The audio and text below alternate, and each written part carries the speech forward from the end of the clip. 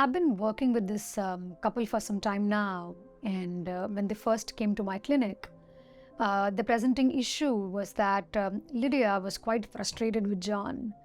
She had the sense that she had to constantly chase John for his attention, and she felt like she was the only one who was working at the relationship. Whereas for John, his experience was totally different. He had this sense that Lydia was overly demanding and he was overwhelmed with her constant clinging. And he thought that no matter what he did, nothing was going to be enough. And he also stated that parts of him were so repelled by Lydia that he just couldn't find it in himself to engage in a conversation with her.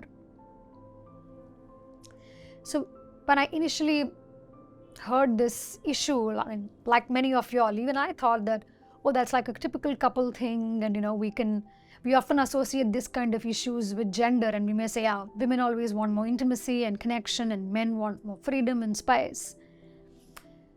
But as I was working with them, I recognized that there was more than that was meeting the eye. I found out that Lydia was raised in an environment where her parents were extremely strict and there were constant fights between their parents, and she had spent her childhood fearing that her parents are going to, get divorced. And each time she tried to speak her mind or do anything that her parents didn't approve of, her parents completely withdrew their attention. And so she always had this sense of, I'm going to be left alone. Whereas for John, he was raised by a single mother who was struggling with borderline personality disorder, and he had spent his childhood attending to the emotional roller coaster of his mom. And he said that in his childhood, he just had no sense of himself because everything revolved so much around his mother. And as he started growing up, he was very clear that never again in his life is he going to allow anybody to have such control over him and take more of him than what he would like to give. So when I started seeing the personal histories of both this really lovely human beings, I was reminded of what Adrienne Lee had said. She spoke about this concept of primal wounds, and she said that when we are growing up, each one of us may have experienced some kind of wounding.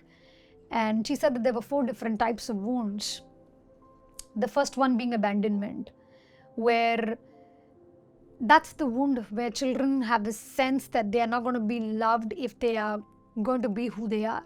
So these children have either experienced real life abandonment or they have this threat that their parents will leave them. Then the second was engulfment.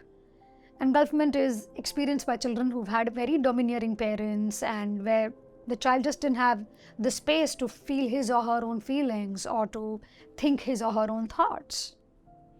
And then there is indifference, where this is common occurrence in families where the adults were so busy with their own stuff that the children almost had to become invisible. And they were just not really bothered about what's going on for children. And the fourth is hurt, where children came from families where there was some kind of emotional, physical, or for that matter, even sexual abuse.